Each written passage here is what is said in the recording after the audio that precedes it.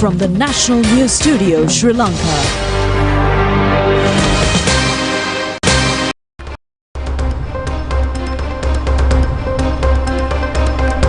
Good evening. This is the National News Telecast.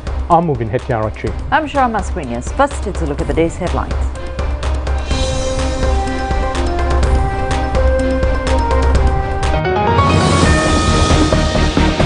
Iranian president confirmed dead in a helicopter crash. New acting president appointed.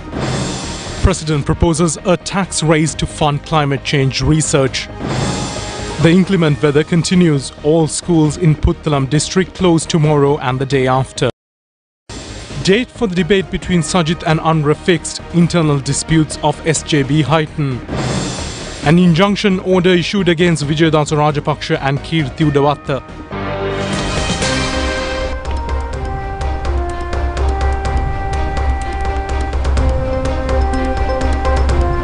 Now to those and more stories in detail on today's top story.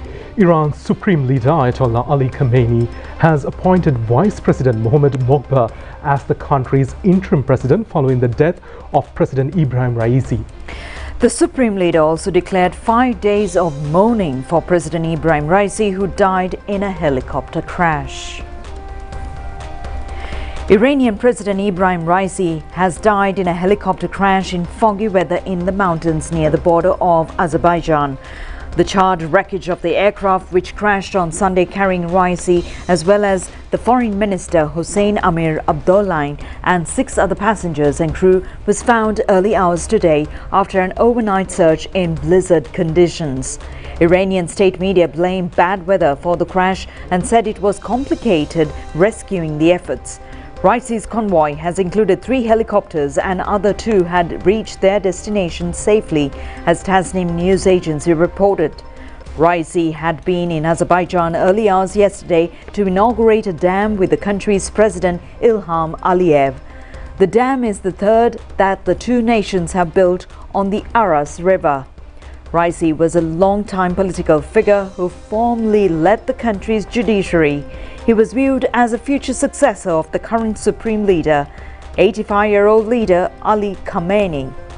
Raisi won Iran's 2021 presidential election, for which the turnout was the lowest in Islamic Republic's history. Raisi was under sanctions by the United States. Mohammad Bagheri, Iran's military chief of staff, has ordered a probe into the cause of the helicopter crash, according to the country's ISNA news agency.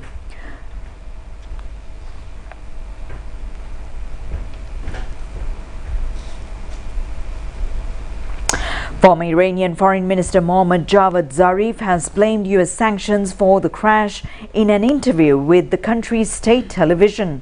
World leaders have expressed their condolences on Raisi's death.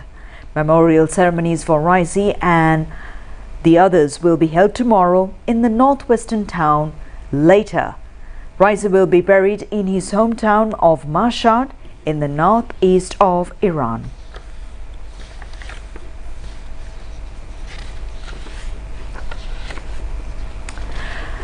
Following the updates that has been rolling over the news for today, we thought we'll take into a deep aspect of looking into the life of the Iranian president. And joining us today is senior news expert and foreign analyst, Mr. Prasad Dorangoda. Truly a tragic moment, Mr. Dorangoda, having a look at the stories that has taken place and also his final overseas visit here to Sri Lanka as well. Yes, actually, he was a brief visit yesterday to Azerbaijan, but that was not a full state visit. So we can term as his last full state visit.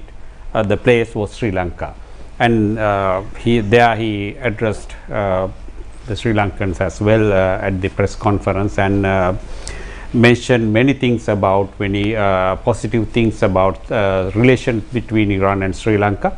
So it was actually a historic moment as well for Sri Lankans. Yes. Talking about the region itself, Middle East is a very conflict-filled region. What is the impact of his passing on the region and its politics? Yes, Suvin. First, we'll take Iran itself. Now, Iran has lost its second in command, actually. So, it's a great impact for the Iranian politics. However, Supreme Leader Ayatollah Ali Khamenei yesterday, this morning, confirmed the Iranian people that nothing will be changed or nothing will be impacted due to this tragic death. At the same time, new interim president Mohammad Mokhtar, he also confirmed to during his first cabinet meeting, he confirmed that the country's activities will be continue as well without any impact or without any hindrance. So we can see that Iranian government and the Iranian the ruling sector, the Iranian rulers are now engaged in a process of controlling the damage as well as to continue the day-to-day activities and all the political activities without any disturbance due to this tragic loss. At the same time, Raisi was the very close and very we can say he was as the next in line for the supreme leadership according to many Iranian sources. So definitely it's this tragic death, it's a great impact for the Iranian politics. Now when you ask about the regional impact, yes, Iran was active, especially active in the Middle Eastern region in many ways. Sometimes we can mention it as a controversial role because in the recent conflict in the Middle East, the Hamas, Hezbollah, Houthis and Jihad and other Syrian military groups, Iran is accused as the main sponsor of these groups according to the Western media as well as the global security apparatus. They mentioned that Iran is the main backing force behind these elements. So according to the defense analyst, there could be a certain impact due to this death because it's a, as I mentioned earlier, it's a loss of the second in command of Iran. However, Iran will use its all resources to continue its role in the Middle East, and at the same time this loss in a long term manner, it will be there's a power vacuum in Iran. So this situation may have considerable impact to the Iran's relations and the activities in the Middle Eastern region as well as in the global arena. Mr. Prasad, thank you for bringing us that update, although it looks like the whole world is mourning on the loss of a tragic incident, and it has open nights based on the weather situation as well, and there are loads of updates coming out as a special investigation is also taking place. So thank you very much to the senior journalist and foreign analyst Mr. Prasad Dorangoda for bringing us that update today as to what the current situation is and also how the countries are facing this tragic moment. And also news just in, government of Sri Lanka declared tomorrow as a day of in view of the death of the Iranian President Ibrahim Raisi. This was announced by the Secretary to the Ministry of Public Administration a short while ago. In other stories for you, Sri Lanka expresses regret over the sudden demise of Iranian President Ibrahim Raisi. President Ranil Wickremesinghe and many top-level politicians have issued messages of condolence. The Iranian president's visit to Sri Lanka was his last official visit overseas. Sri Lankan society has focused special attention over the sudden death of Iranian President Ibrahim Raisi. He's the foreign leader who visited Sri Lanka most recently. He was a very close friend with Sri Lanka. He visited the country on the 24th last month and opened the Uma Oya multitask development project.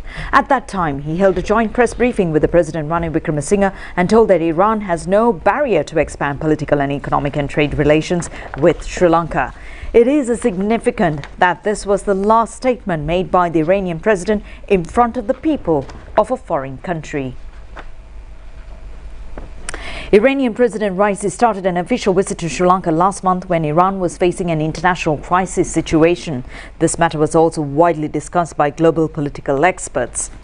Issuing a message of condolence, President Ranil Wickremesinghe said that he conveys deep regret over the sudden death of Iranian president to the Iranian people and the members of the families of the victims. President Wickremesinghe further said that Sri Lankan government and the people convey their condolences to the Iranian government and the people at this distressing moment.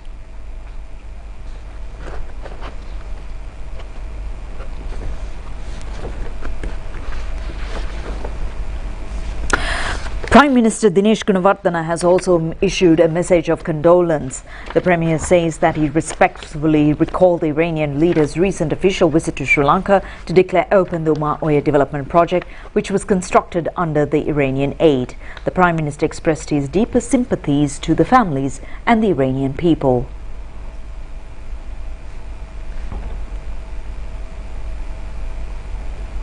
Former President Mahinda Rajapaksa says that he was shocked to hear the sudden death of the Iranian president as foreign minister and several others. He stresses that Ibrahim Raisi was a genuine friend of Sri Lanka. In the meantime, Sri Lankans conveyed their condolences for the tragic passing of the Iranian President Ibrahim Raisi.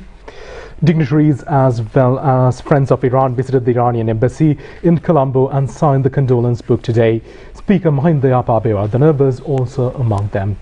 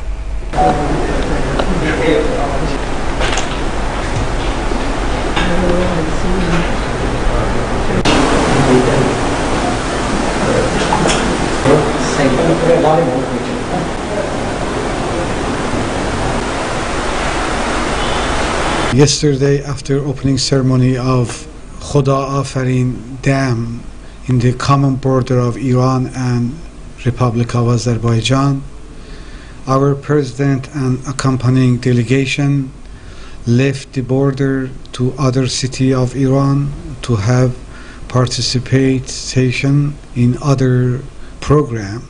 Our president and accompanying delegation left the border with 3 helicopters. One of the helicopters carrying our president, our foreign minister, our governor of one of the provinces and some other authorities dismissed from the radar and is cut its radio connection with the other helicopters. After searching long time, we couldn't find the helicopter of president until today early morning. At the early morning of today, rescue teams found the crashed helicopter of president, and unfortunately all passengers, including Ayatollah Dr. Sayyid Ibrahim Raisi, our president, Dr. Amir Abdullahian, our foreign minister, and the governor of the provinces of Azerbaijan, and representative of supreme leader on that province, and other flight crew. Unfortunately, all of them passed away and nobody were alive found there. This accident is very bitter to us and the nation of Iran, but everything is under the control, and immediately, according to our constitutional law, Vice President of Iran is the acting president, and Deputy Minister of Foreign Affairs is right now as a acting minister are charging their all duties. President Ranil Wickremesinghe says that profits earned by evading global taxes annually are amounting to $1.4 trillion. Addressing the 10th World Water Summit, the president said Sri Lanka proposed to charge a 10% tax from these profits in order to fund the solutions for climate change. The 10th World Water Summit started on the 18th of this month in Bali, Indonesia, under the title of Water for Collective Prosperity. The top-level sessions of the summit were held today at the Bali International Conference Hall under the patronage of Indonesian President Joko Widodo. The state leaders and representatives of many countries also attended this event.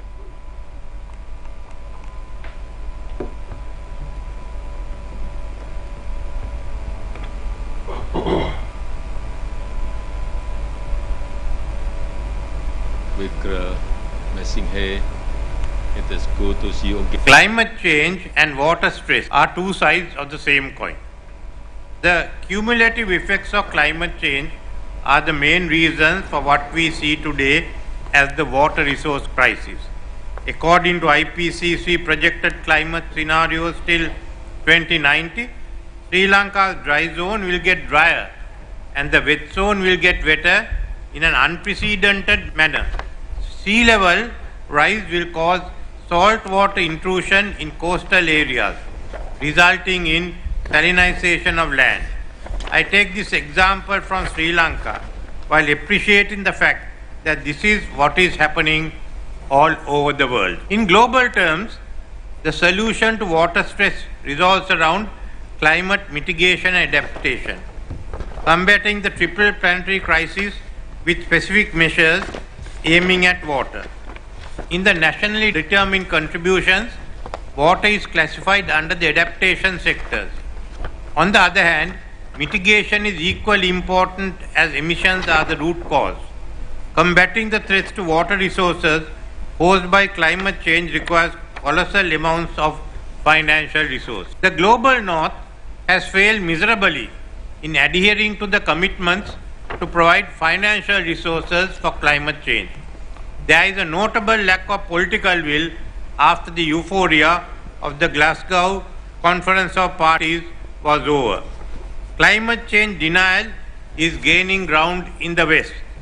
The establishment of the Loss and Damage Fund, after a long drag, if effectively implemented, can help to bridge the gap. This is a big if.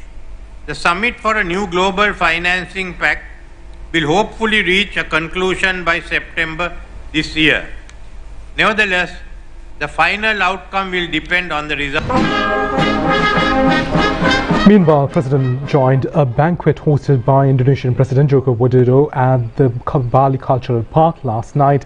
All state leaders and representatives who participated at this summit were also present at this occasion. In a significant bilateral meeting during the 10th World Water Summit, President Ranil Wickremesinghe and Indonesian President Joko Widodo reconfirmed their commitment to strengthen the long-standing relationship between their nations. The discussions, which covered a wide range of regional and international issues, underscored the importance of collaboration in addressing global challenges. Major topic of discussion was the critical issue of water management. President Wickremesinghe emphasized the importance of World Water Summit and expressed Sri Lanka's willingness to participate in the Global Blended Financial Alliance, an initiative aimed at addressing the common financial challenges faced by countries in managing water resources.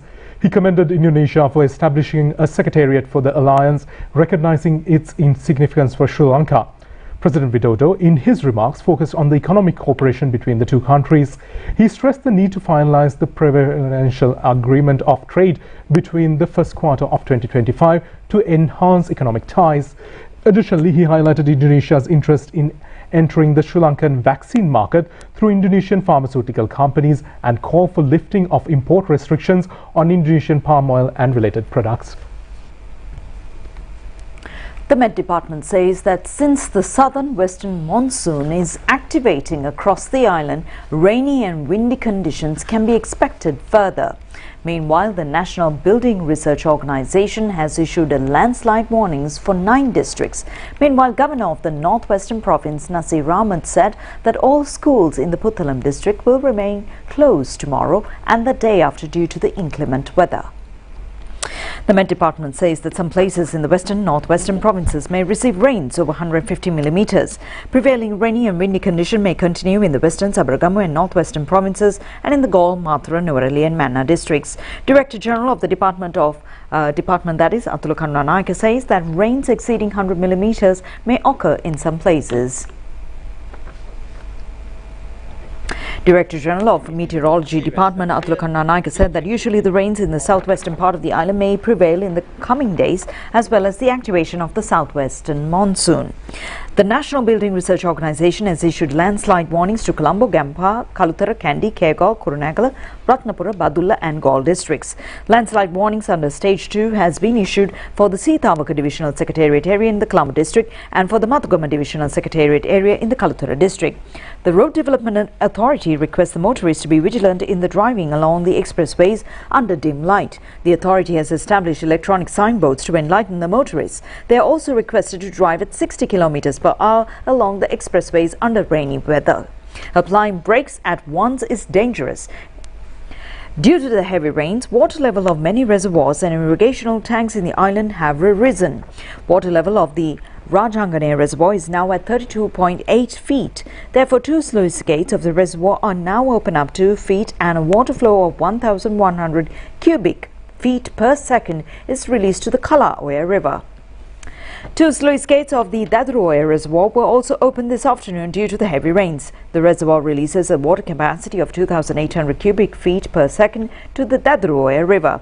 The Irrigation Department requests the public living close to the Daduroya banks in the low-lying areas to be vigilant on the rising water level.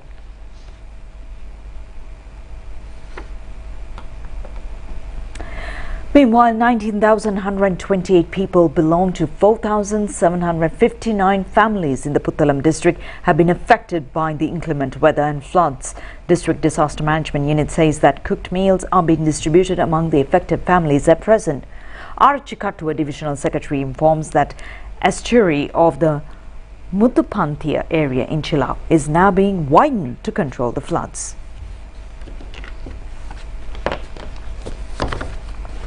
4 suspected ISIS terrorists have been arrested from Ahmedabad airport days after the airport received a bomb threat. India media reports that the terrorists are believed to be citizens of Sri Lanka. The Gujarat anti-terrorist squad made these arrests when they were allegedly waiting for an airport for their handler. Military sources told foreign media that the handler was supposed to give them a task. The police have also recovered encrypted chats from their phones. According to sources, agents in Pakistan had promised them some weapons that they were likely to use in the attack, but the suspected terrorists were caught before that. The men allegedly reached Ahmedabad from Sri Lanka via Chennai, and they were arrested before they could reach their target location. Furthermore, 2 mobile phones have been recovered from the terrorists, which contain photographs and videos proving their active membership in the ISIS terrorist organization. The National People's Power says that the debate between Sajid and Anwar can be held on June. At a meeting held yesterday, the Samagi Jana Balavegya said that it is ready to debate from the 3rd to the 7th of June. Former JVP parliamentarian Dr. Nalinda Jayatissa said that Sajid Premadasa faction has given 5 days for this debate. Accordingly, we are ready to hold the debate on the 6th of June. SJB parliamentarian Nalin Bandara said that 5 days have been fixed for the Economic Committee. Accordingly, let's hold the debate between the 2 leaders on the 6th of June. However, they should not evade the other part of the debate. The debate between the Economic Committees of the 2 parties can be held from the 27th to the 31st of this month. Colombo District Courts has issued an injunction order preventing Vijayadasa Rajapaksa functioning as the chairman of the Sri Lanka Freedom Party and Kirti Udawatta functioning as the acting general secretary of the Sri Lanka Freedom Party. Colombo District Judge Sandun Vithana issued this order today, considering a complaint filed by the acting general secretary of the SLFP, Tuminda Dissanayake. Vijayadasa Rajapaksa was appointed as the chairman of the Sri Lanka Freedom Party and Kirti Udawatta as the acting general secretary during the SLFP executive committee meeting held on the 12th of this month. The complainant informed the courts that these appointments are detrimental to the SLFP constitutional and requested to issue an injunction order against them. The district courts has issued 2 orders with regard to this case. However, an appeal petition was filed at the civil appellate courts in the Western Province against these 2 orders. The lawyers appeared for the respondent said that the appellate court is already considering this appeal. Therefore, they requested the courts to not consider this case until appeal court's decision is released. Appearing for petitioner Tuminda Dissanayake, President's counsel Chandaka Jayasundara told the courts that his complaint was revised and submitted to the courts. A decision should be declared for the time being. Lawyers appeared for the respondent Vijayadasa Rajapaksa said that they are thoroughly against the issuance of injunction order without calling explanations for their part. Then the district judge told that when a revised petition was presented under the Civil Procedure Code, the courts is able to issue the injunction order considering the relevant matters as appealed by the complainant. Thoroughly considering the facts presented by both parties, the district judge pointed out that there is an apparent problem of the legality of the SLFP Executive Committee that has appointed the respondents to the aforementioned portfolios. The courts has already issued an injunction order preventing the functioning of Vijayadasa Rajapaksa as the acting chairman of the Sri Lanka Freedom Party. Recalling this point, the judge pointed out that injunction order has passed a time period nearly 1 month that no one has challenged it so far. Accordingly, Colombo District Judge Sandun Vithana said that the injunction order will be issued as requested by the complainant. Accordingly, the injunction order is effective until the 3rd of June. Prison officials conducted a trade union action today regarding a problem related to salary hikes. Minister Vijayadasa Rajapaksa says that measures have already been taken to solve this problem. Officials of several prisons, including Colombo, today reported a sick leave. The officers who reported for duty today also staged their protests without producing the relevant suspects before the courts. Media spokesman and Commissioner General of Prisons Gamini B. Dissanayake said that all prison officials have no provisions to take such trade union actions according to the prison's ordinance and the establishment code. There is no reason for them to take such trade union action. The minister held a discussion and his ministry with trade union leaders regarding the salary increase of all prison officials. Minister Vijayadasa Rajapaksa said that relevant parties came into conclusion after discussions held again today. The cabinet paper will be submitted again in this connection. At first, measures will be taken to pay an allowance of 15,000 rupees. The services and duty grades will be reviewed and proper decisions will be taken without delay. The government is of the view that justice should be melted for prison officials. However, they have no right to disrupt the country's judicial procedure. Meanwhile, Chief Magistrate Thilana Gamage issued summons to the Commissioner General of Prison to appear before courts immediately and give reasons for not producing the remanded suspect before courts today. The magistrate also ordered the Commissioner General of Prisons to submit a detailed report immediately to the court.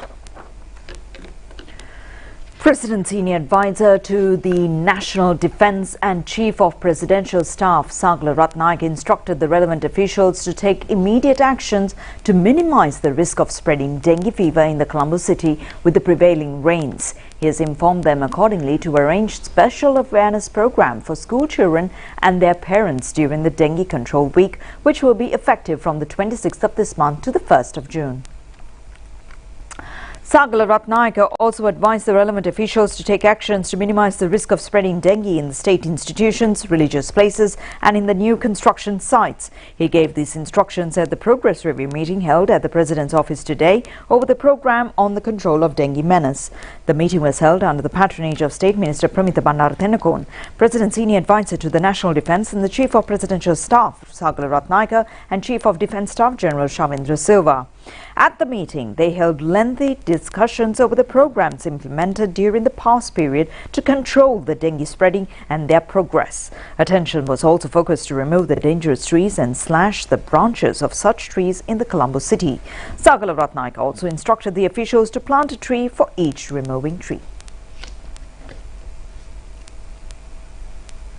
State Minister Shahan Semasinghe says that a special unit meant for small and medium-scale businessmen will be established in the Ministry of Finance for the first time.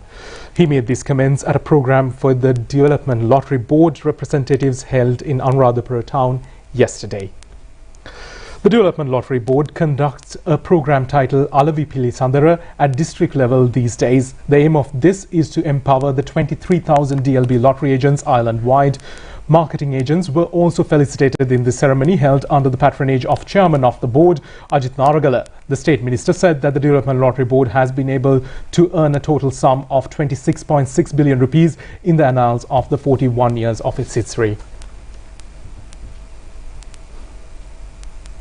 State Vesak Festival 2024 will begin in Mathale town area tomorrow. It will be held until the 27th of this month. The opening ceremony will be held at Dharmaraja Pirivena in Mathale under the patronage of Prime Minister Dinesh Gunawardena and Minister Buddha Sasana Vidura Vikramanayaka. The Vesak Poet Day program is to be held on the 23rd of this month under the patronage of President Ranil Wickremesinghe. The program to develop conscientiousness among students in line with the Buddha Rashmi Vesak Zone 2024 was initiated at the Independence Square premises. Many programs were launched for school children, for higher education students and public servants.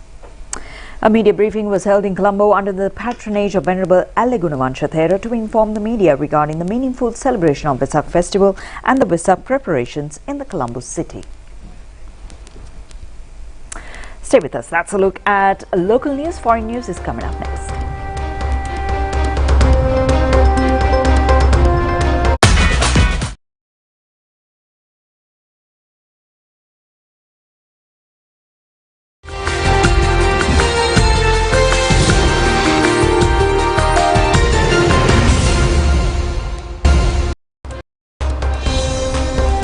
And we take a look at foreign news now. The Chief Prosecutor of International Criminal Court is seeking arrest warrants for Israel Prime Minister Benjamin Netanyahu and Hamas leader in Gaza, Yahweh Sinwar.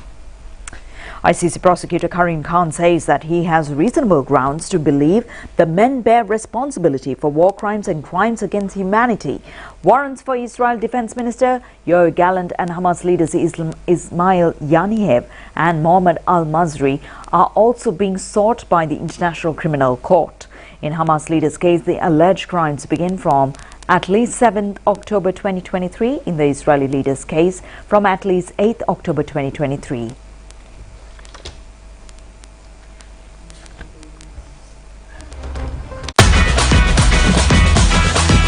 Kottumi, Fantamai.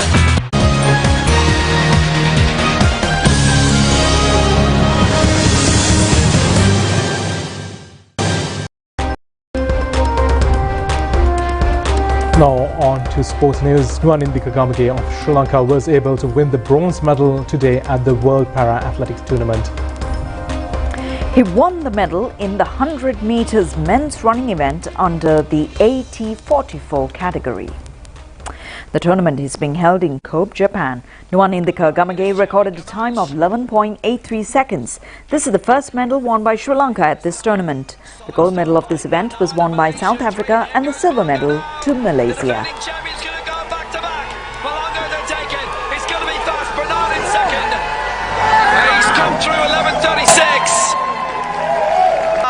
Might just have taken third. But Belongo's got a good winning streak going now. 11.36 seconds. And Indika Gama is still running, actually. is now a World Championship silver medalist, and Kamash as well. Sri Lanka won the silver medal for the 400 meters mixed relay event at the Asian Relay Tournament held in Bangkok, Thailand. Aruna Darshana, Pasindu Kodikara, Saida Mendis and Nadisha Ramanayaka represented Sri Lanka at this event. They finished the race in 3 minutes and 17 seconds. India won the gold medal of this event and Vietnam won the bronze medal. Sri Lanka will take part in the 100 meters mixed relay event and 400 meters mixed relay event in this tournament tomorrow.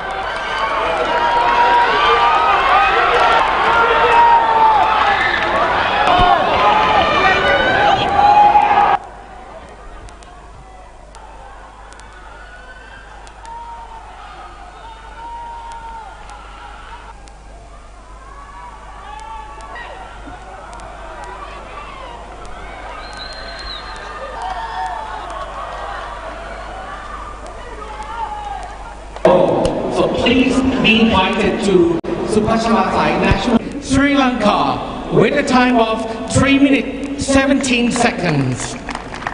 เหรียญเงินได้แก่ทีมศรีลังกาสถิติ3 นาที 17 วินาที